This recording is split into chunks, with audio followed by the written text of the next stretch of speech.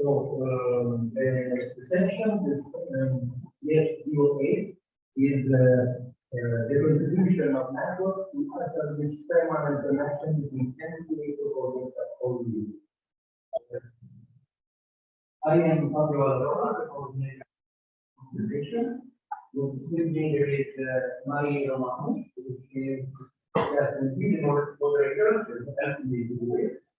And the rapporteur is Maria, who is not with us yet, but I can speak that.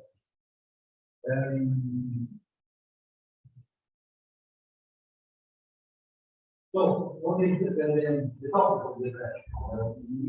You know that it's clear that the CPI network, there are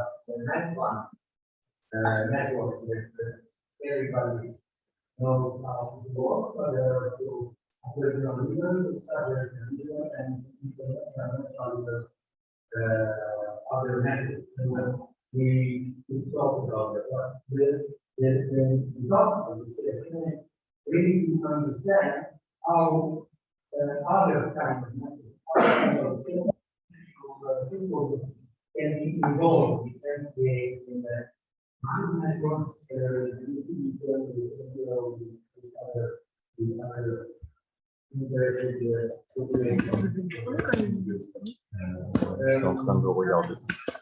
also, it's interesting to understand that about the sea, the protection of the sea, there are several kinds of networks already. So it's interesting both this kind of network is very important because they can help each other in their activity. We know that top-down classic network activity is a 12,000 program from the European Union. So they decided that the implementation of this kind of network from the European Union, they found the idea and the process is going on. Of course, one of the most important experience for the Mediterranean, but also for the whole world. And there are bottom-up networks that come from the ground, they come from the population that were then found. And I was what about that, everybody wants what is interesting is that Japan's strategy 2019-2023 and one of the most important activities, most important mission action to involve networking at several international levels and implement strategies with other MPA. So what we are working on, we want to bring inside the roadmap is this idea to work together with other networks.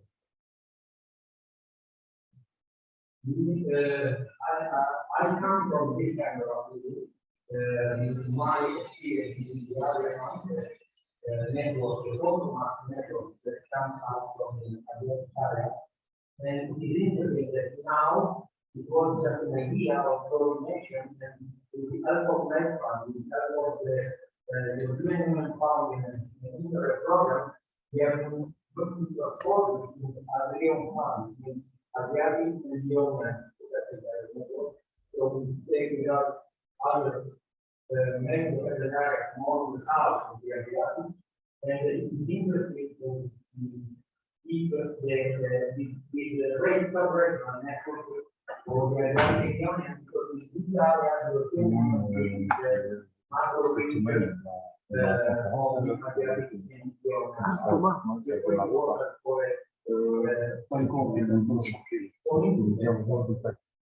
Il peut passer son axe.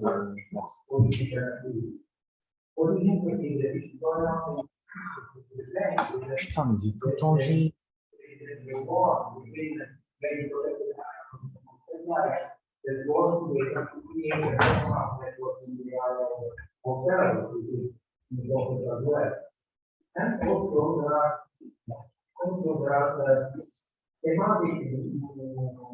conservation, the network for the conservation of species, the one that I know very well. One was the conservation of small birds in the nest on the beach of the other and all the protected areas of the zone of the coast join together in a network to protect the species. So we use another different form of network that usually protected areas. But what is important is that in this case of these species of this bird, the protected areas started to work with the association. You know, there are a lot of associations that protect birds. They work here long and I had a presentation on a lot about MPA. In the workshop of I will know mobile cities. Just to explain how it is going on this kind of level between more global associations, national associations, and protected areas. This is another kind of level. It's totally just to protect one species and more altogether. More global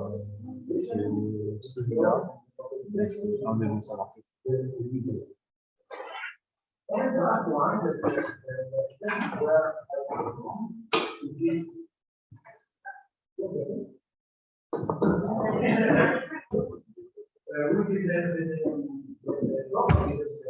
the evolution of that, because we keep together a lot of national and local NGO, volunteer association, you see the name of the one.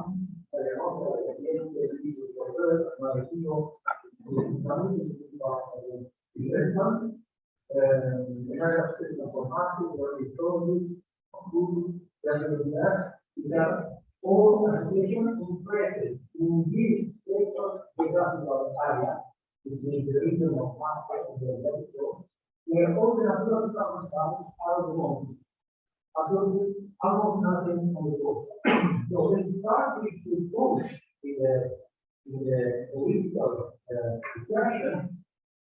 The name of this section is Costa Mare, for story and water. Means the power as a guardian for coastal and sea. And they push to the government leader to create natural on the Italian Alberto coast in this region now. So these red spots that you can see are the proposed areas where they want to have a natural site, because there are no protection for that kind of site, and they started to develop the beginning of the studies that they need for the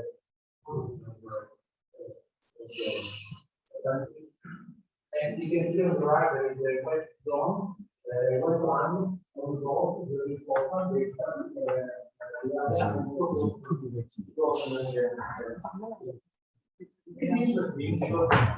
also the association of tobacco promoters with other local communities, other group of interest.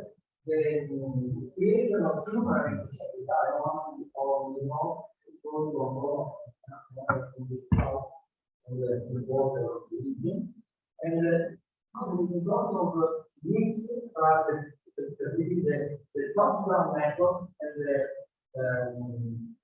bottom-up. So they work from the bottom to create a network of sites that are the real formal network from the top to down. So it's very interesting you can go to these facilities with the topic of the station that are connected with I found three objectives, but really crossing objectives of the session.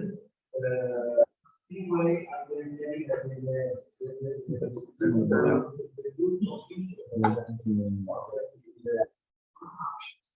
J'ai tous les actifs.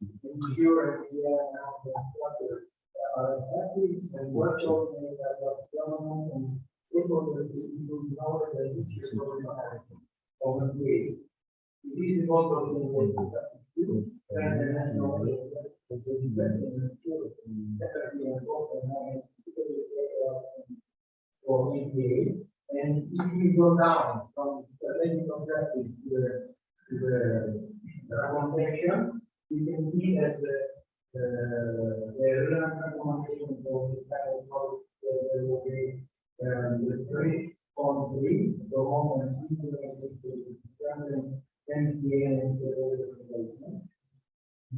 issues and the opportunities.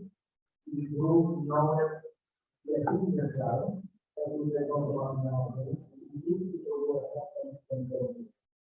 all the frequencies like the and the talking about and work with and obviously the 6.1 support networking of MPA managers and others and other stakeholders at regional, sub-regional, and national levels, and on key topics to enable scaling up of good practice, sharing of experience, mutual understanding, and to establish permanent connection between MPA stakeholders at all levels, and bring the voice from the field into decision-making processes, connect with the rest of the world to amplify the impact. This is really the recommendation that probably is more connected with the topic of this session, which is the sixth strategy, the cross-cutting one. What is important for the feedback that we have to catch in from this session to the roadmap is that what is really important that rapporteur, so thank you very much for your work. I give your presentation before you were not yet with us, but the work of SOA and with the help of Marie and my help is to find the relevant roadmap recommendations for the topic. And what we need to catch is important. They are 3 points: actions, indicators, and partnership. So action that we want to give real action, practical action that we want to write on the roadmap to have the result before 2030. And indicators, important as well, because it is important the process of the monitoring process that we have to use from now to 2030, and the suggestion for partnership that we can create and that we can find for it. This work that we do today will be aggregate, will be put together during the discussion that we have every day, tomorrow and today, tomorrow, and will be presented the day after tomorrow on Wednesday during the plenary session, the conclusion plenary session. The case studies that we present today are the one from Live platform, low impact fishers of Europe platform, and the presentation will be from Marta CAVALLE. Welcome, Marta. And the second one is from MedCities, Josep, CANALS, that will be with us, with Carolina as well. I give them the floor in 1 minute. And thank you very much. We try to stay in 10 minutes each presentation, and then we are plenty of time to discuss the topics and to give information to our rapporteur for the information that we want to put in the roadmap. Okay, thank you. It's okay if everything, if it's okay, if everything works properly, we can put on the the presentation of Marta CAVALLE, the file, and I give the floor to Marta. Thank you.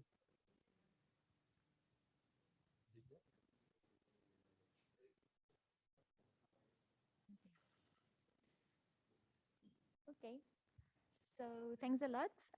Do I have a pointer or they are passing the, okay. Okay, perfect.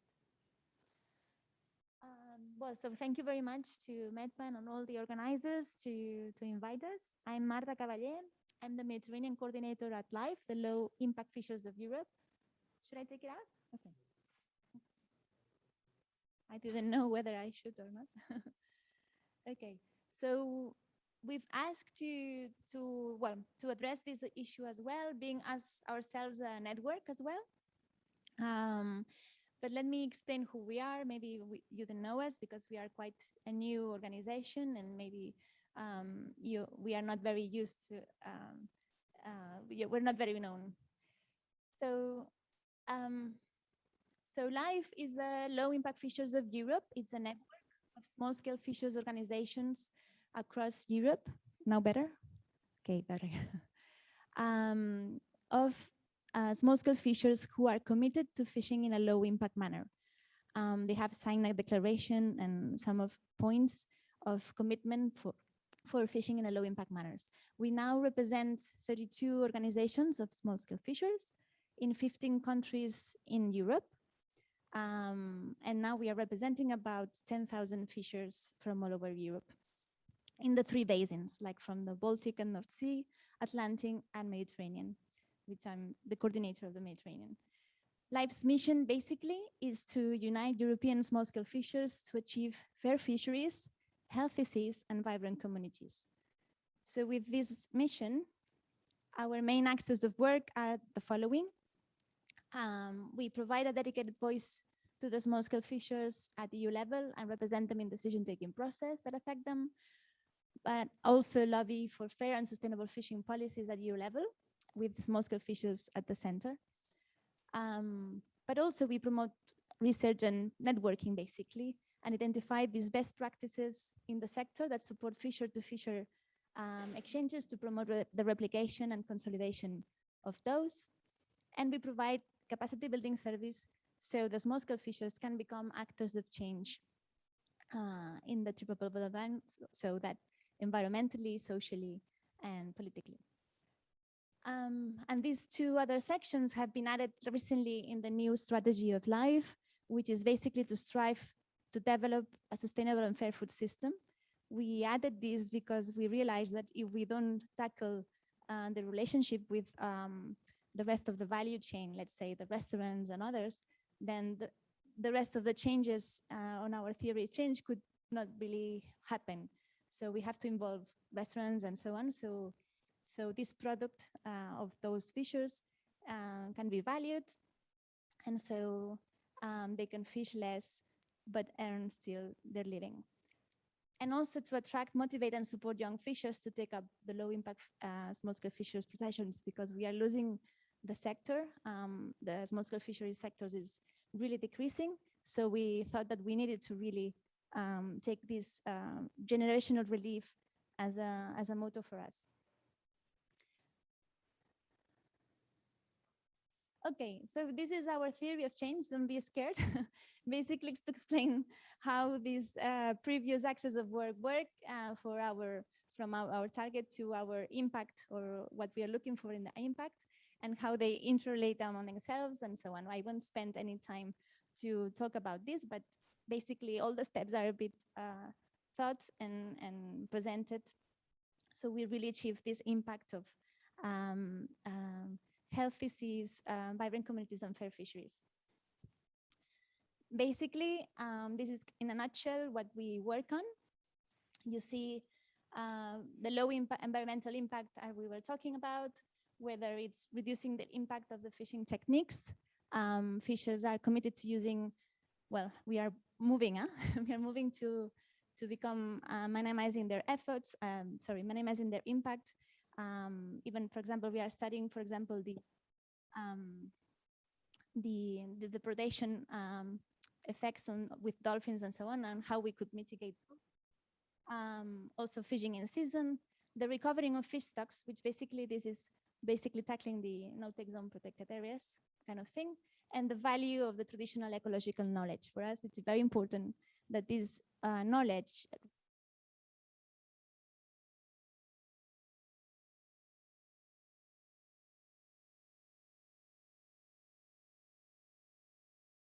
we work in fair fisheries to resources. So for example, the allocation of quota, it's really fair and reaches to the small scale, but also fair access to markets. So the fishers get a fair price for their product and their value added. It's very important, the participative decision-taking processes. So all these issue about advocacy, but also what I'm gonna talk about later on the governance, on the management in their local areas, and the sustainable and fair food systems that I was talking about. Not working. Ah, okay, sorry. This is why, okay.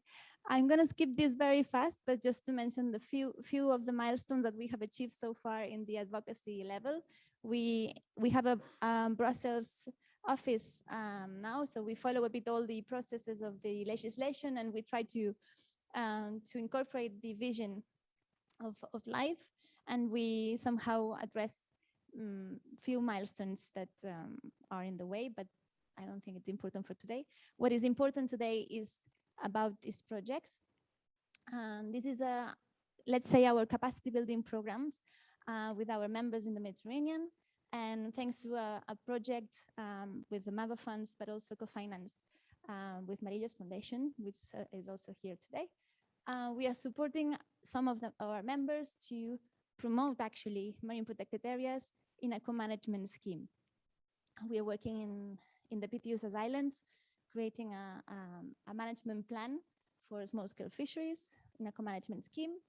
In Cabo de Gata, so basically it's supporting either in two ways, either creating new marine protected areas, which for example is Pantelleria or Pitiusas Islands, or reinforcing three existing ones, like in Malta, Cabo de Gata, or Cacoskali in Cyprus, basically to settle this co-management scheme. Oh, sorry. Where is our point?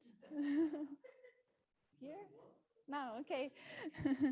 This is a bit some of the reports that we produced last year about this interaction between cetaceans and small-scale fishes, the traditional ecological knowledge, or the socio-economic aspects, but I will refer basically now in the co-management for small-scale fishes, but basically say that these reports are on our website and somehow shared our lessons learned in the process.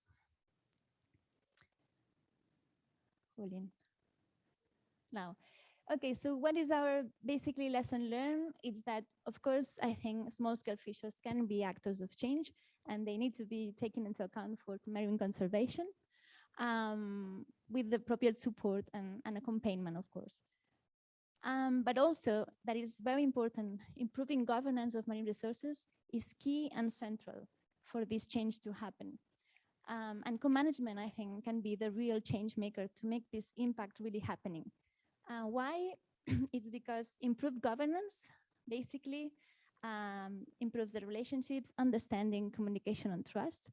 All of this is not only life that says, I think it is with a lot of literature, even for Eleanor Ostrom's work, for example, there's a Nobel Prize of Economics and so on. So it's not just life saying it, but let's say we really want to make this point that this is very important.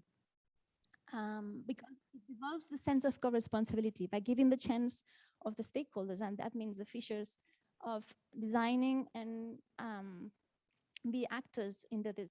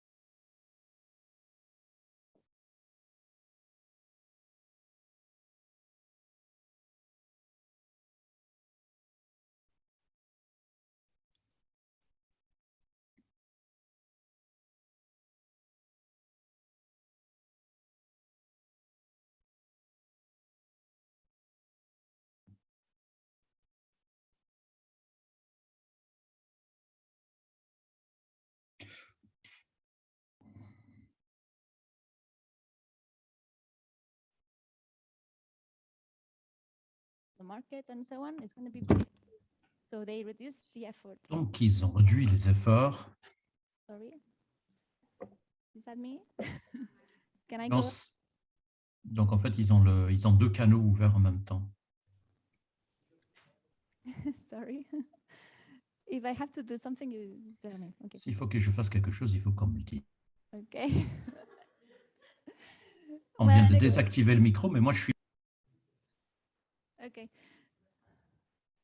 Give me 1 more minute, because I was interrupted. So, well, very important, coupling production to market and social benefits. If those fishes, for example, they don't have this value added on the market, it will be difficult to reduce this fishing effort, no? So we have to balance a bit and see that they see also these benefits. And challenges, of course, co-management is not a panacea, it's a process, and this will take time, and this needs capacity building from all of us. I think it's a new thing, it's a new way to do things. So that's needs a lot of reflection, but also capacity building to understand each other, conflict resolution, and so on. Well, and all these different challenges that we pointed out.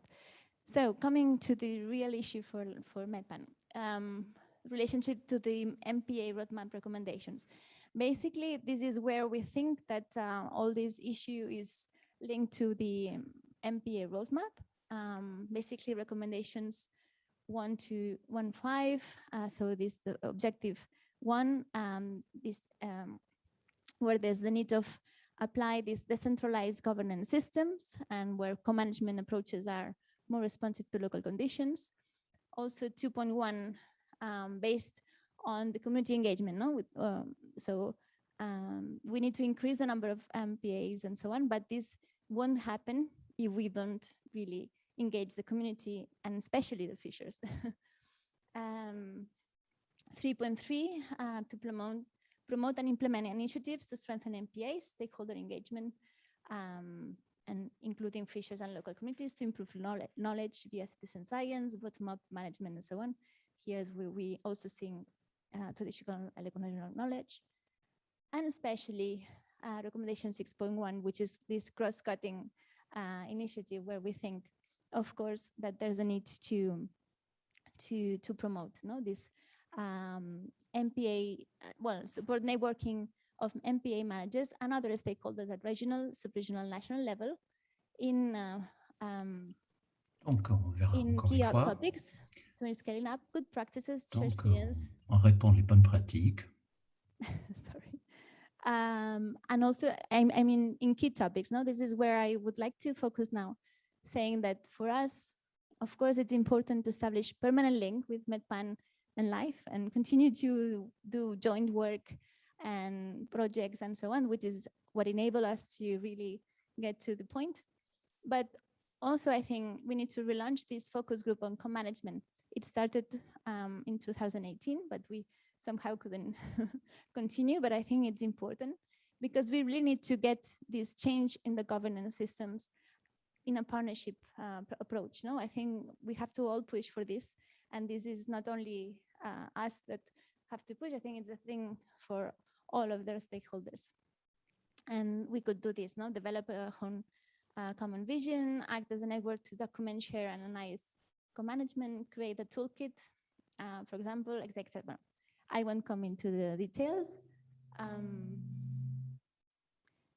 More of this, I think you all have listed it in the presentation. So basically, actions that then the focus group could take, the capacity building as a collective on co-management, list the study cases that are happening, coordinated advocacy. This is very important. So we really have legal frameworks appropriate for co-management and so on. So indicators, these are 2 that I propose, but FAO actually is working in a impact indicators on co-management evaluation that will be public this month or next month. So we will be attentive to this and we will try to inform and so on. And this is kind of the partnership that could look like the focus group on co-management. The center is this co-management experience and willingness. And I think the actors could be those, maybe FAO or others, maybe, I don't know. But the thing is that important to have experience on the ground so we can really push forward this change of governance. And that's it. Thank you very much, Marta. Maybe just to say that in the continuation of what you say, there was an interesting link between the live platform and the MedPA network. It was some years ago in 2018 in Algeria. It was a workshop organized with MPA managers coming and small-scale fishers coming from the same zone, coming from Turkey, from France, from Spain, Catalonia, I remember. And they came in Algeria, and in Algeria there were MPA managers and also small-scale fishers from Algeria. It was great because it was the occasion to share experience between the two stakeholders, let's say, in this kind of networking workshop. And we managed to develop some key recommendations all together. I mean, the two networks with this sample of members, let's say, the network, live network of MedPA network, and those recommendations go to the GFCM for the regional action plan on small-scale fisheries. And it was really, and this is something maybe to keep in mind for the recommendation. And they were incorporated by the GFCM. And on your last slide, I think we have to keep in mind the last slide. Can you put, please, the last slide to permit the play? Yeah, here. No, I was just thinking it's interesting because here we are talking about networks. So we have the small-scale fishers networks, and there is also the Maghrebin platform for small-scale fishers. The MPA networks, there is MedPan, but also other networks at the French, sub-regional, the AdriaPan. We have also, now we will hear from Josep for the MedCities, that is the network of local cities, let's say. And just before, in another session, we heard about network of NGO, network of civil society. Maybe we need now to find some networks of scientists. I mean, all those networks can really work together. So now I pass the floor to Josep. Thank you.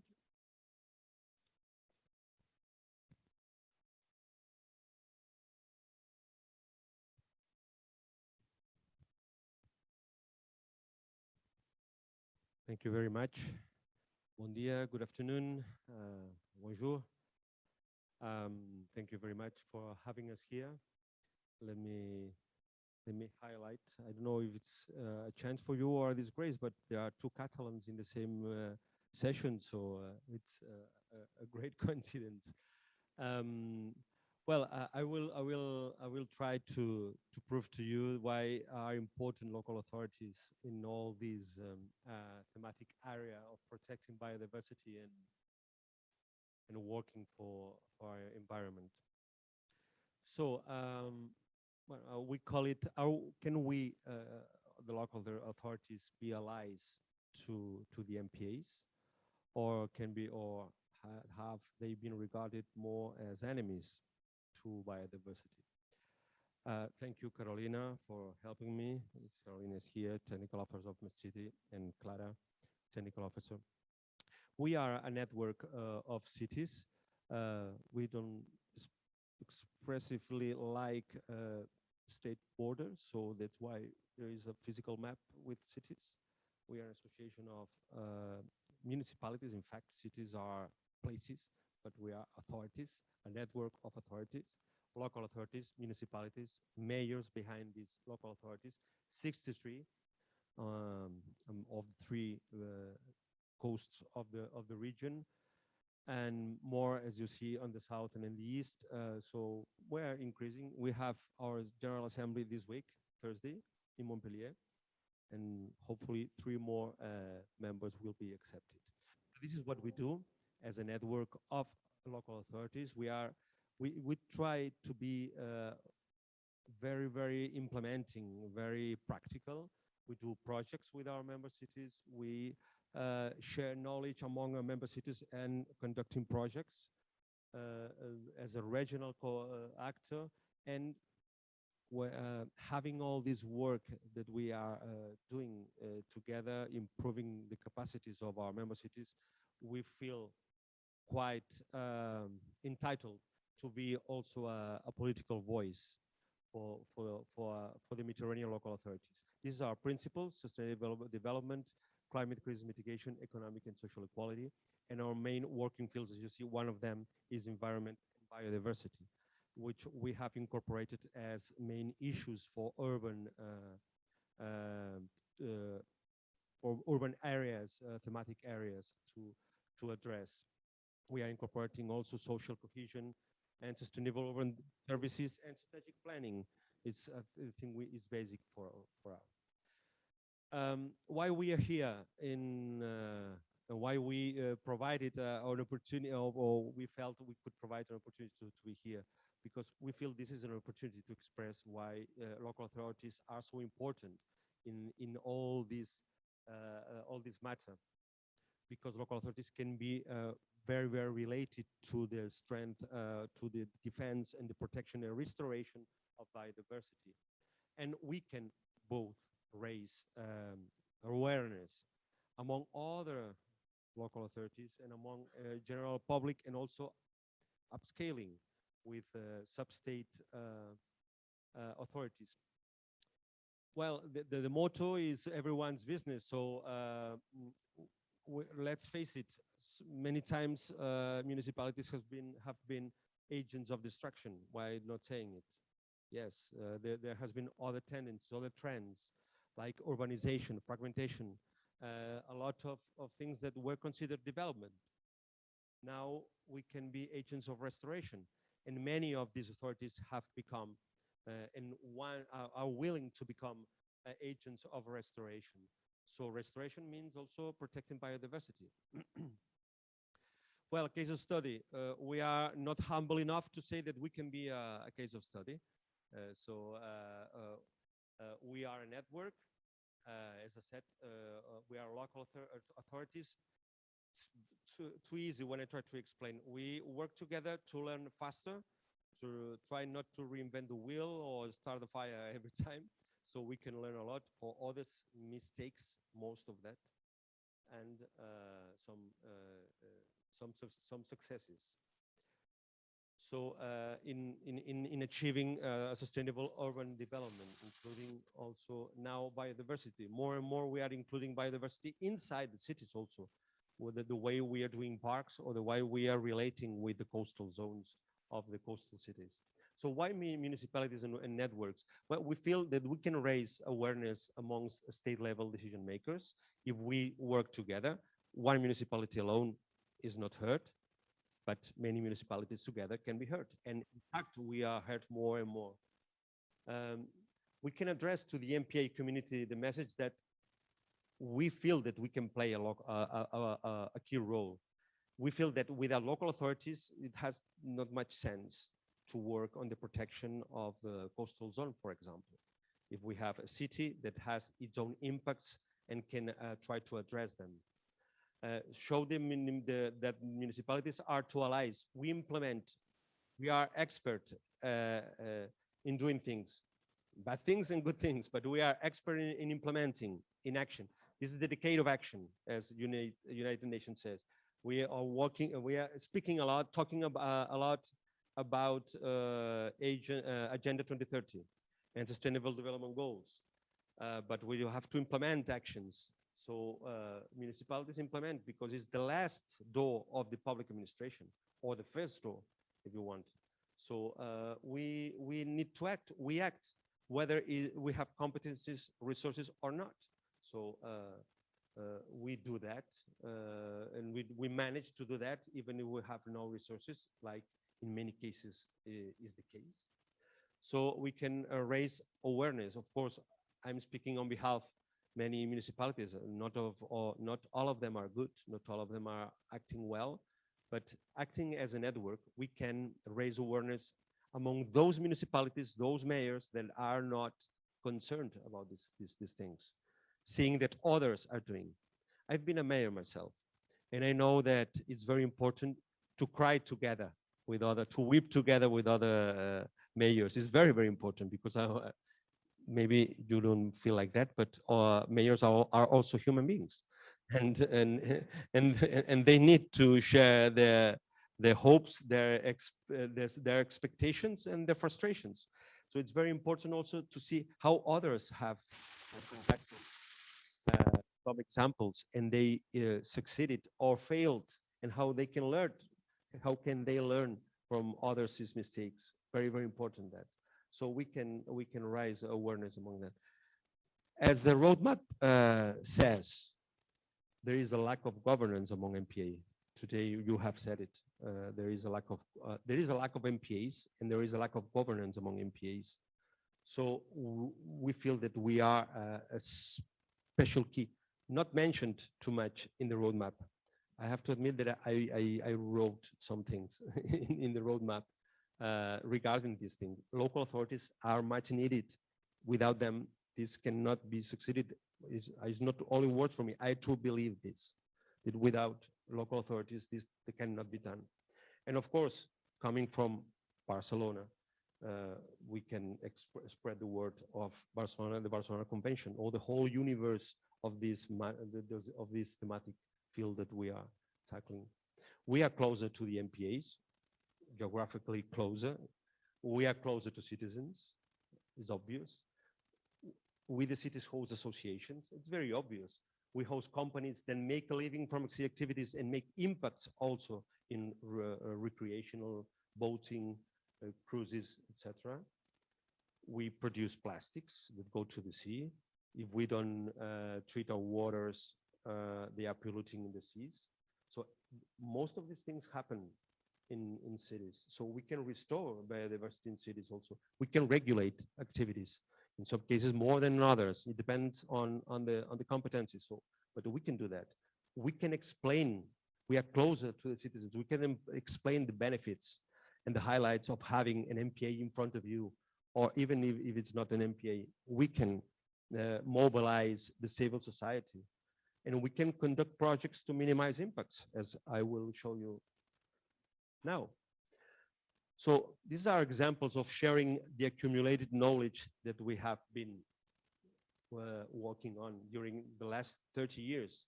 30 years, MedCities now. This year is 2021. So we have MedUrban Tools platform, which is one of the 11 flagship initiatives of the Barcelona Convention Mediterranean Action Plan. We are the leaders of this project. We are maintaining this platform. This platform is a website full of cases of study, full of interviews, voices of experts. Very, very few unknown. I know that. We are willing to spread the word into a lot of tools here for you, and among them also on biodiversity. And this is an example of specific concrete products that a network of ours inside a project can do. This is not related directly to biodiversity, but it is a handbook on sustainable mobility in the Met area. And we have conducted it, and these experiences that cities have done or are doing in present time. So concrete actions. I don't know. Yes. Another, we can prevent, for example, we have done this in present time in another Interact Med project where we can prevent plastics to arrive at sea. So protect biodiversity also, and the marine zones and the MPAs.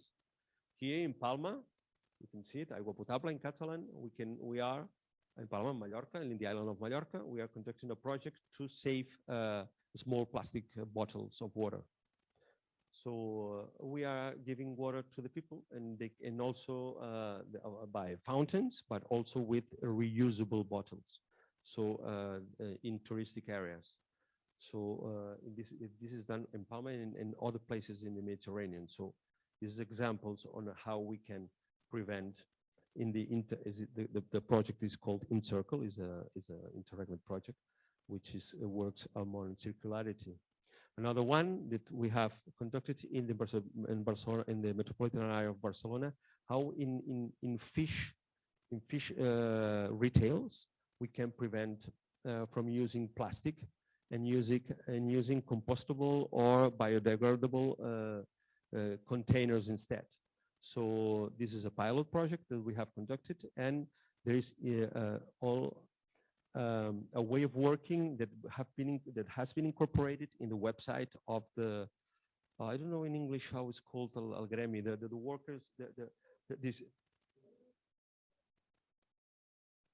the union is like the association of this type of retailers of fish sailors.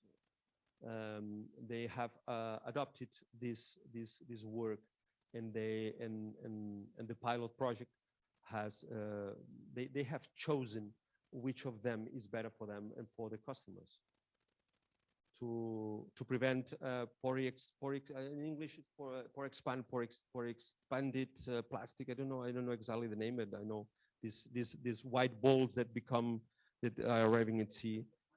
Yes, but it's quite macro more than micro. It become macro, but is white polystyrene, expanded polystyrene, and it's very impacting. So one of the main projects that we have just started to do is an European neighborhood instrument project, and Cette, which is trying to meet together to bring together local authorities, MPA managers and civil society together, all the stakeholders, with an ecosystemic approach to ensuring that the way that we treat the coastal zone is the one that we desire in ecosystemic way of thinking. So we try to capitalize all the knowledge that we have been accumulating in European Union projects in which many of these stakeholders have been involved. So this is a way of working together, a network of municipalities working with other networks, with other associations together. Some of them you are here, and this is very important. It's a step up for us because we are demonstrating, proving that working together we can also tackle. It's not only a thing of states. It's very important. States must do the general framework and the political will, but we are the ones needed to implement these measures, I think. So a restoration of ecosystem services provided by, we also feel that of course, we can be closer to citizens. So to that end, involve them also. It's very important. We don't know where it starts and where it ends. Where it's more important, if first are the local authorities or first are the civil society. It's something that is a feedback. It's feeding a circular mode that ones are feeding the others. We need aware citizens in this regard to press to the politicians.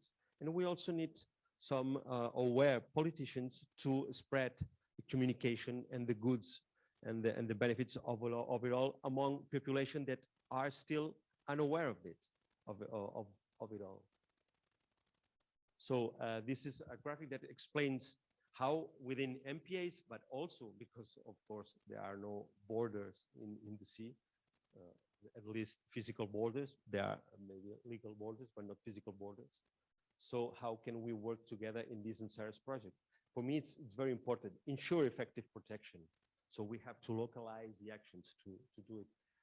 Build capacities. It's very important to build capacities among local authorities and among civil society. And transfer adequate available solutions. Very important to share all the knowledge, share what the things we can do. This is within the MPAs and outside the MPAs, but everything is, for me, it's at the end is work together and share together experiences and share. And someone told today, we have to work with those people that are more distant from ours. So we are accustomed to work with the ones that think quite similar to us. So we need, this is too easy. If we want to make an impact, we have to work with the different ones. So this is when fisheries and municipalities and ecologists, we have to bring them together in order to succeed. Because if not, there will be reactions against it. We know that there are reactions against it. Well, this was a surprise, but this is one of the examples of a transboundary, 3 states, as far as I'm aware, Italy, Monaco, and France, working together in mobilizing the Pelagos Agreement in this sanctuary. But we will be part of this. We will we will engage municipal authorities in how we can work in this together to the Pelagos sanctuary, and maybe someday in the sanctuary in the Catalan Sea, the new big sanctuary that we have in the Catalan Sea. We could be. Well, MPA can stand for marine protected areas, and I would like that also would stand for marine protective authorities. This is a game, and this is part of the in things where we can tackle the roadmap, but it's trying to repeat what things I mentioned. Let me explain that this Thursday, the General Assembly of MedCities will adopt, if the members decided, the Declaration of Edinburgh, who is engaging sub-state authorities in the protection of biodiversity regarding the post-2020 framework. So I don't know how many networks of municipalities will do that. So we will do it, hopefully. I'm only the Secretary General. The members will decide, but I hope that we will, and they will approve it. Well, municipalities are experts in acting, and so you can count on us, and you can press us. So thank you, merci, gracias, I say in Catalan. We are with you. Thank you, Josep. Thank you. You can keep. Thank you very much.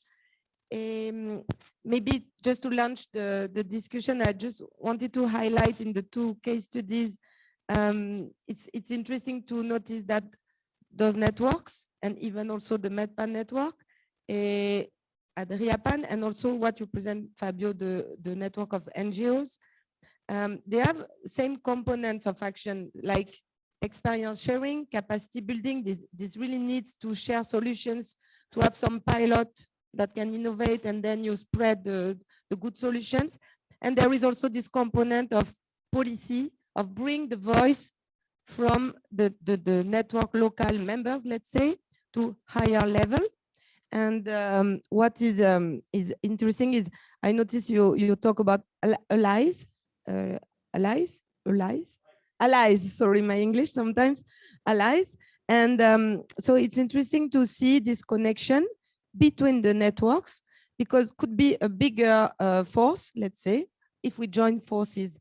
And maybe this is something we miss in the cross-cutting recommendation, because we talk about, okay, networks of different stakeholders, but we don't insist on this connection between networks, because connection between networks of small-scale fishers, networks of NGO, networks of MPA manager, networks of local authorities, we could really reach maybe new level.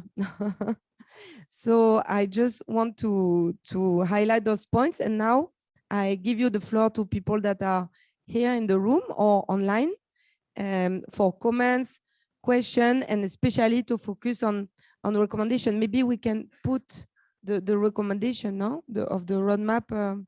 If you can put the slides of the first, tu peux mettre le premier PowerPoint, la dernière slide. And so don't hesitate if you want to take the floor, and also online, Catherine, if there are people that want to, so people online, don't hesitate to raise your hands to intervene. So these are the 3 recommendations. And so yeah, in the conclusion of the Marta presentation, there were also another recommendation that they carry on. The strategy 2 in general are 2 new. Sorry. Marta added 2 more, 1.5 and 2.1. Yeah, so we'll have 5. So. And maybe also interesting to notice that some local authorities are MPA manager. In France, for example, we have this case. They are directed to MPA manager. And maybe what about the network of scientists, Joachim?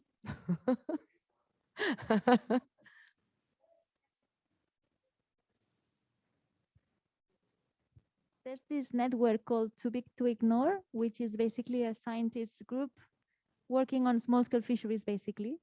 But maybe this could have a link with a network of scientists working in MPAs, I don't know.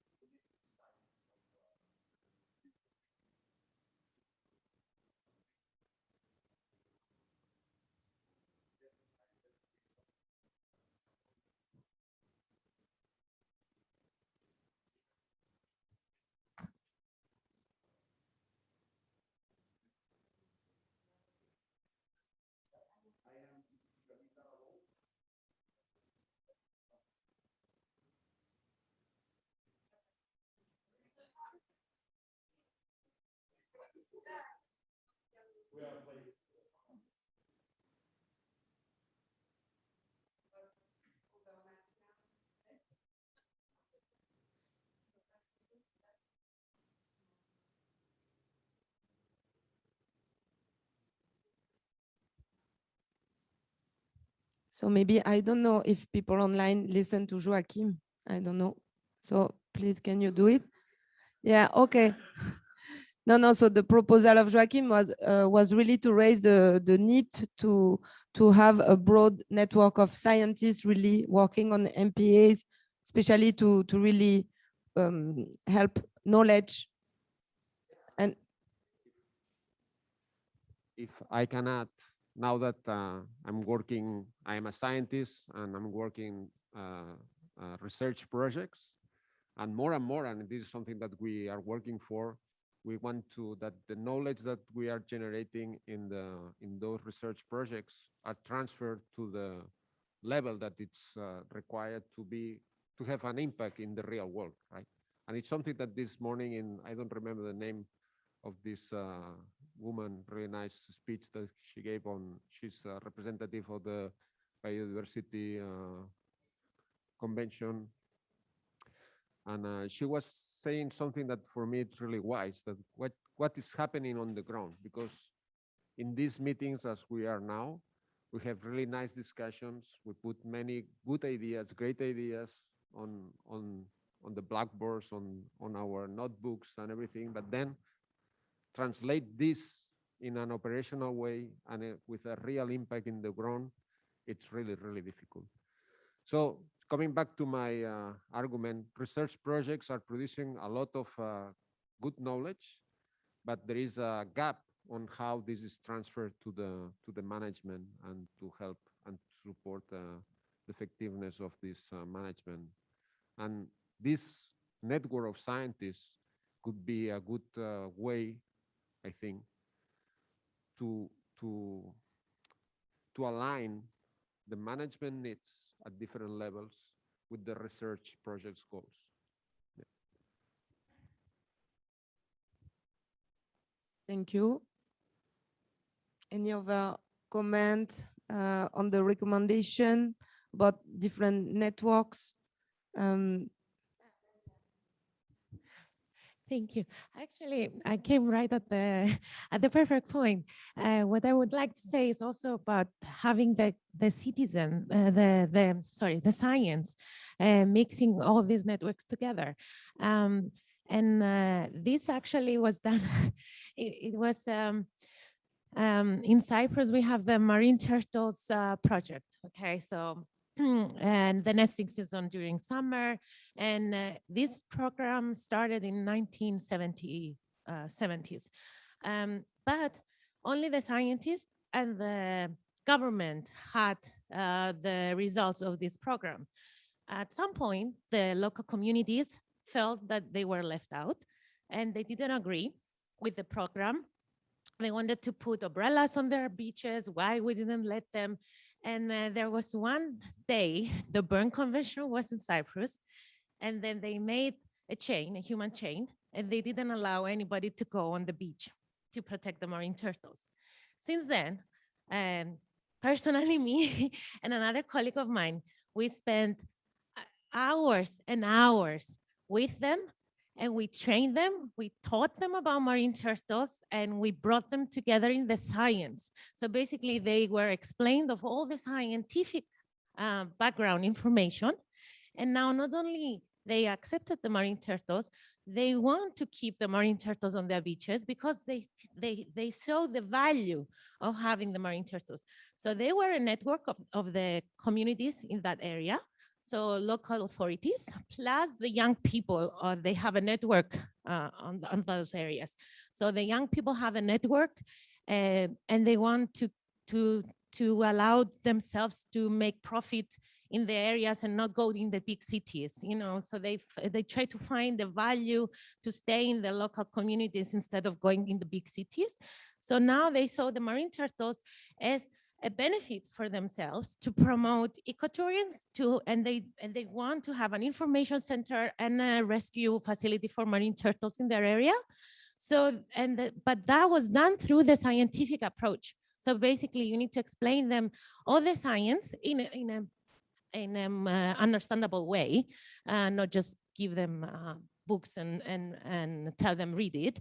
So, and then practical, to be practical, to go on the field with them, to explain them, to see actually what they have and they value it after they realize what they have. So explain the science and be in practical with them. Maybe I have to tell you a secret is that for this MPA Forum, as you know, with the COVID restriction, it was limited, the number of persons that can come in Monaco. Of course, online, it's really open. And we receive a lot in proportion of demand of scientists from all over the Mediterranean that want to come, and NGOs. These were the two type of stakeholders, let's say, that really, and so there is potential to create really something for the scientists in the Mediterranean around MPA. Charles? Thanks, Marie. Thanks, everyone.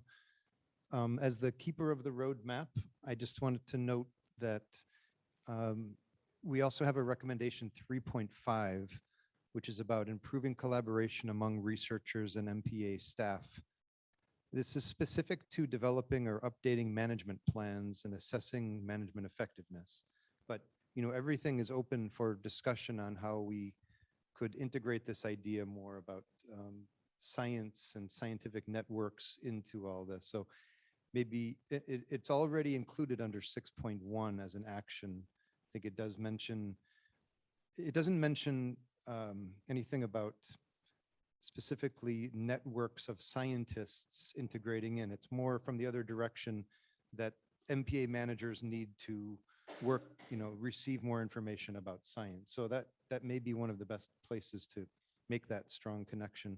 But there's also this connection here on recommendation 3.5, which is one of the few specific recommendations just about research and science. So two ideas, I think, maybe if Suha can capture that, and we'll look at the roadmap later and see what makes the most sense.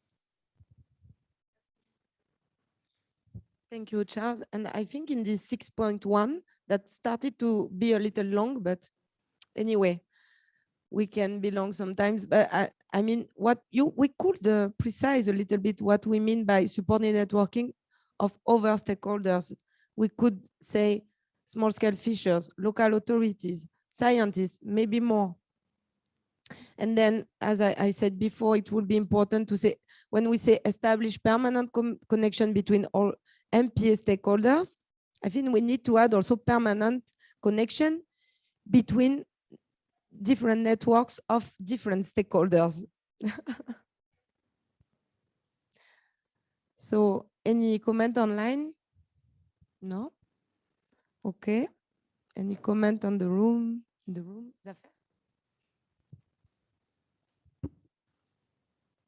Zafer Kızılkaya, Mediterranean Conservation Society, Turkey.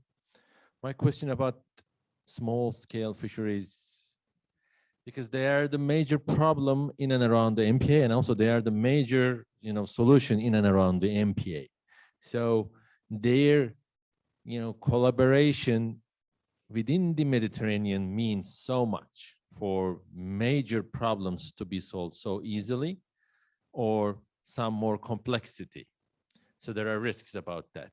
So how can you, what do you think, how you can bring them together on this network, while, you know, in the local way, they are still hard to believe, they're still hard to contribute to the solutions, their own problem solutions, because we are kind of people coming from outside. We see the problem from further. We are coming there, just interfering that, okay, you need this MPA, you need this fully protected area, and we are fighting them years and years and years. So how do you think you can bring all together, and how do you connect this network with the scientists and others to make the things faster than what we have been experiencing so far? So, you hear me? Yeah. So basically, that's why, well, that was my presentation. Basically, I think the key point here is governance, and basically to carry out this participative process, to design these marine protected areas with them, and to have them in the governance systems as well incorporated, so their decision taking is also part of the decision taking. No, so they are part of this decision taking process. I think this is the key thing that will enable to allow this co-responsibility to be happening really. Because what it happens otherwise is what it used to happen. They feel alienated from the decision-taking process. They feel this is something from the government, someone from the NGO, and they feel that they are not part of it. So and the decisions are taken for them. And actually, they have proposals, the very nice proposals of where to put the no-take zones, where to put but you have to give them their voice, no, somehow. So I think these participatory processes need to happen. You need to have patience, that's for sure. I mean, I've been working with the small-scale fishers all my career, and I did a master on conflict resolution, because actually, if you work with fishers, you have to have these these abilities as well, no? To also, I think these management schemes and governance will enable also the fishers to organize themselves better, in the sense that nowadays they are in organizations and so on, but when they go out to sea, they fish each one in their way. They don't have a joint approach.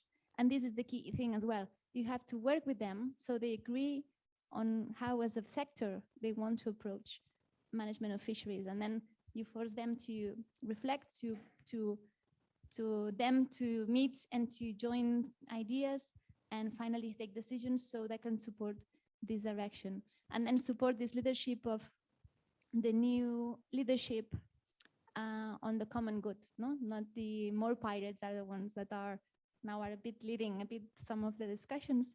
You give them the voice of those that look for the benefit of the community and the sector. So this would be my advice, or my idea, or what I'm fighting for somehow. And this is what LIFE tries to do. I mean, our network is kind of promoting this and supporting these fishers to become actors of change in this direction. I don't know if and by the way, you're doing very good work, I think. You're doing a lot of great examples. We always put Turkey as a best case scenario. You mentioned the capacity building. We definitely need capacity building. Just for a very small example, right now we are buying all the invasive species fisheries catching in Turkey, right? And it is almost 60% of the total catch. Without any condition, we are just buying them. We are cleaning, we have, freezer system, cold chain delivery. We are just promoting them to the restaurants all over the country, and it's working very well. But so far, this is just bycatch for them, right? They are not going, and they're not, intentionally catching invasives. If they want, they can catch 10 times more. And it's so easy to catch invasives. We couldn't manage to convince them, okay, don't behave them as a bycatch. We want them, we will pay for them. The more you catch, we can pay more to you, so you don't have to deal with catching the local rare species.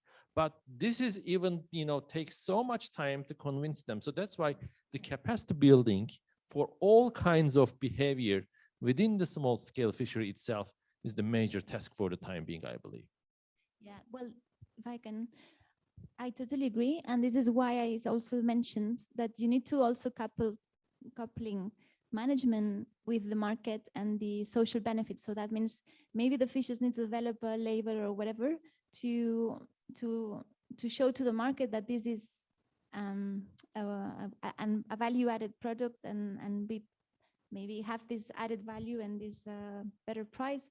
And then this is going to be a very good incentive as well to keep, I don't know, catching these invasive species and give them a market to it and so on. No?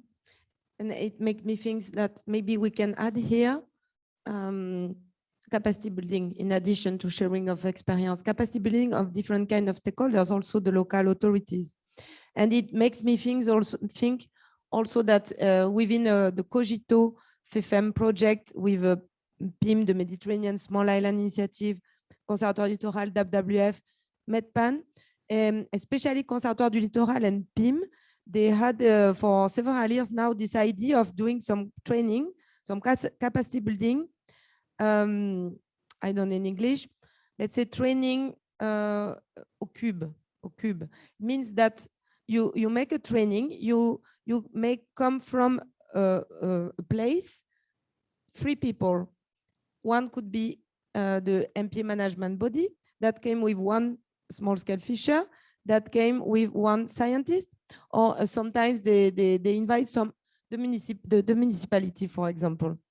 And they organize a training with different territories together, but 3 people per area. And it was really interesting. And maybe this is something we have to keep in mind. And maybe for the recommendation on capacity building, I don't remember the number, but the figure, but would be good, would be really interesting. And it makes me think also in Gokova, we organized in the past, we make some MedPan help some MPA managers together with some small-scale fishers from Libya, from Algeria to go to Turkey. And this kind of exchange, not with the same stakeholder, but a mix is very interesting.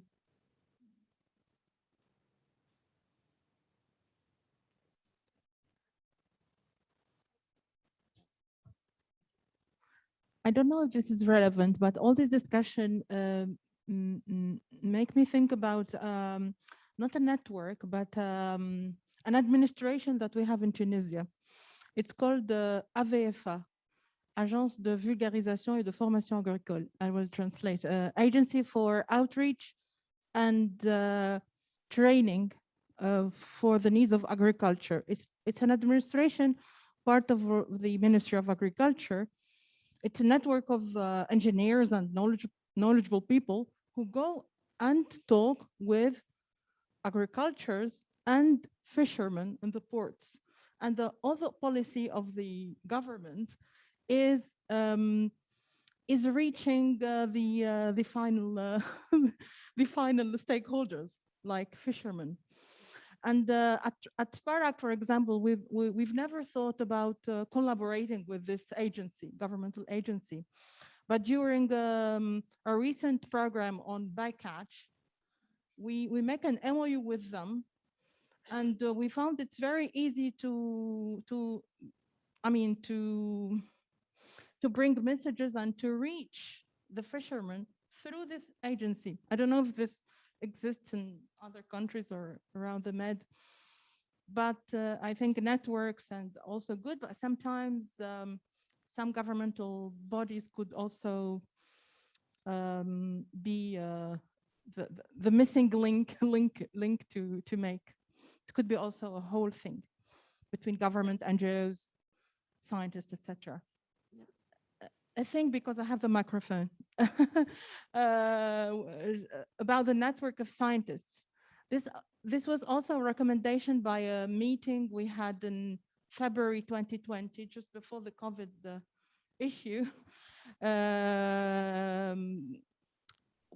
organized by UNESCO, and it's about the ocean decade, or what do you call it? The Science for Ocean Decade.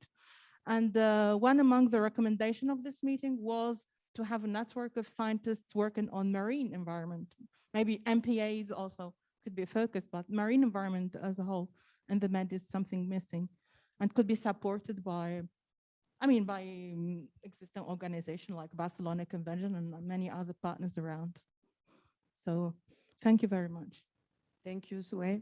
And I think there is also some stakeholders that are missing and still missing since Antalya, Tanger, all the forum. And it makes me think because there was the CBD executive secretary this morning saying that we cannot be, because now with the live platform, we started to work together. We are in a project, a joint project with MedCities as well. But still here in the forum, there is no other private sectors representatives. And this is really a challenge. And this is something all the time, every 4 years, we say, okay, we have to target the private sector to come to this forum, but how to attract them, how to make them. And I think it would be good that in this connection between networks, we could also find this connection in the different networks with those private sectors, company or representatives in the Mediterranean. For example, those days there will be the CMA CGM. I don't know in English if it's like that, the maritime transport company.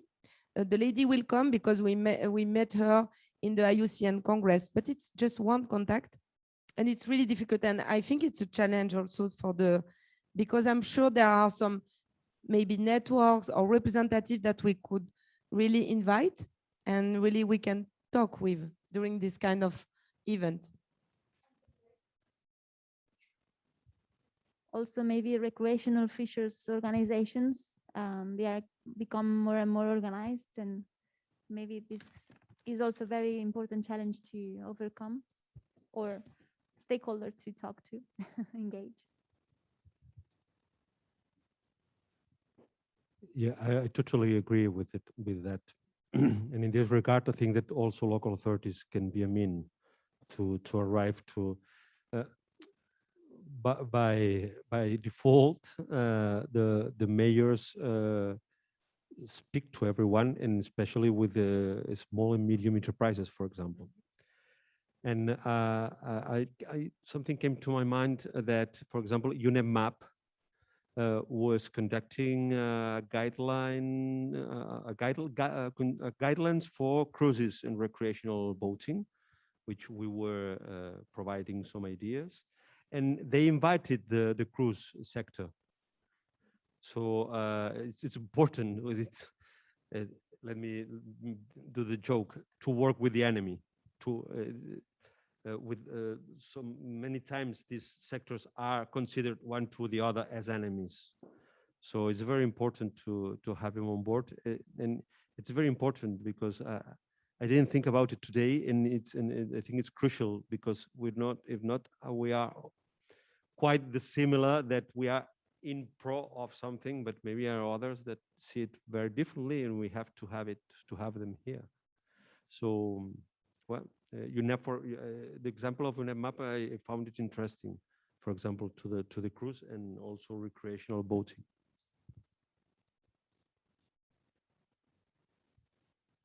Yeah, so my name is Catherine Pinté. I work for WWF France.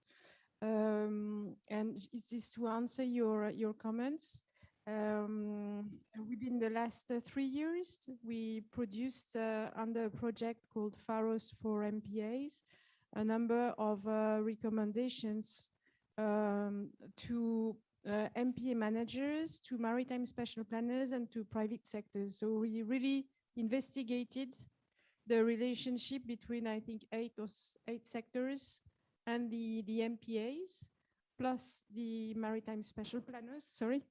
So there was inside that the cruise sector and the leisure, also the leisure boating sector. So I think it's a really good idea to create connections. It's more or less easy according to the sector, because so I would recommend, because the transaction cost of doing all this is very heavy. By transaction costs, I see question in your eyes. By transaction costs, I mean the time and the money it's gonna take to actually create the relationship and have it work. And so probably it's very important to prioritize and to assess beforehand with which are the priority networks you want to engage. For instance, maybe for the cruise sector, the priority is more between MedCities and the cruise sector, because the cruise, they arrive in their destination, are their ports. They arrive in ports, and sometimes they don't visit so much the MPA, so maybe this is to be investigated. But maybe the key relation would be between MedCities and the cruise sector, for instance. This is a suggestion. I'm not telling I'm fully right, but this is a suggestion. And for the recreation, for the leisure boating, this is sometimes more at local level that it's going to work, because they don't have a representation over the whole Med. Even locally, sometimes you don't really know how to basically talk to them. So this would have to be assessed, and yeah, you can check also the analysis we did for each of the sector on the Pharos for MPA website. Yes, just something that maybe I missed, but I think that now in phase from here to the 2030, great opportunities, and one of those is the ocean decade, which if I'm not wrong, in the roadmap, it's not really identified as an opportunity.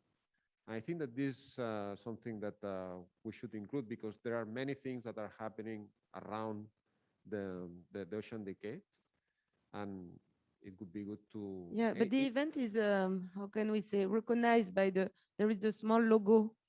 We submit this. You submit it, okay. Yeah, it's already recognized. Yeah, the ocean decade. No, and you know, with the US biodiversity strategy and this kind of trying to make this sustainable development and things like this, it's a way to attract this private sector, and they are willing to do it. But it's just a way to have the good platforms to connect with them. And also UNEP-MAP, the SCP-RAC, the Regional Activity Center that is also in Barcelona on sustainable consumption and production. They work a lot with private sectors all around the Mediterranean to really provide some guidelines on, and we made some links in the past, especially because they were considering fisheries, but they consider other type of private sector that have impact on the sea, and would be good also to pass through them, because also the RAC as working as networks, finally, the regional activity centers. Yeah. And just connecting with the local authorities in Barcelona, just recently there is I don't know the name, I don't remember the name, but the City Hall of Barcelona has created a kind of a task force or hub, or I don't know what's the name, for the blue growth. So trying to join people from the science, from the private sector, from the local authorities, precisely to engage this process. So it's something that maybe it can be replicated elsewhere. I don't know I don't remember the name, but it was announced 2 or 3 months ago, something like this. See, a cluster, a blue economy cluster in Barcelona. Yeah.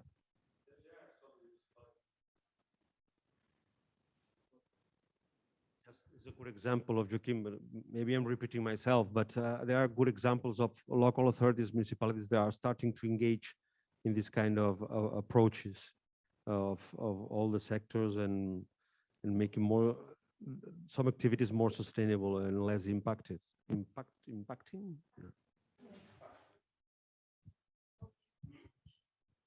Online, someone? No, nobody. So we will stop the session. I think so we can add somewhere.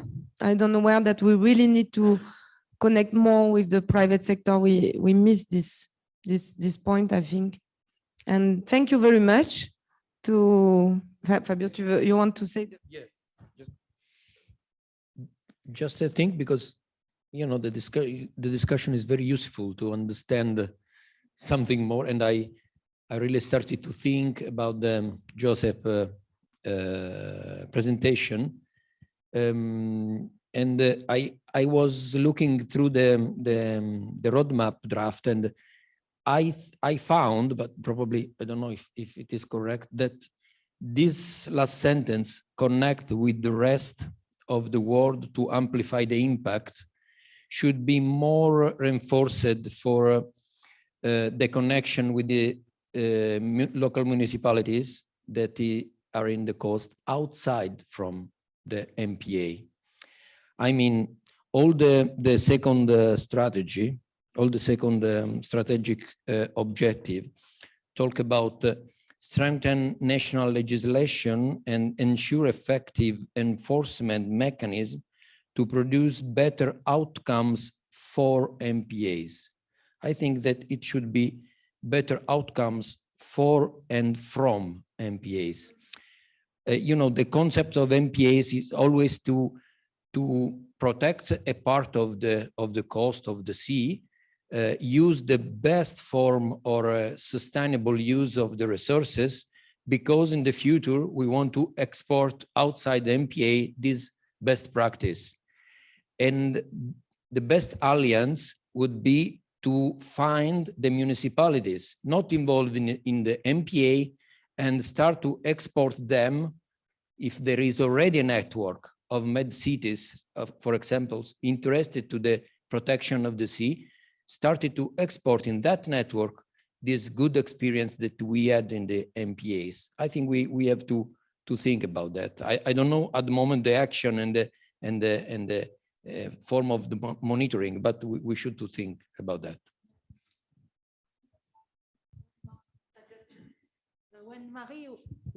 When Marie, you were saying that we had always hard time to bring the social private sector into the MPA Forum. I was thinking, why not go and see them in their fora? Maybe, I don't know. I mean, that would be also good to have the courage to go and see them. Maybe they would laugh at us, protected areas.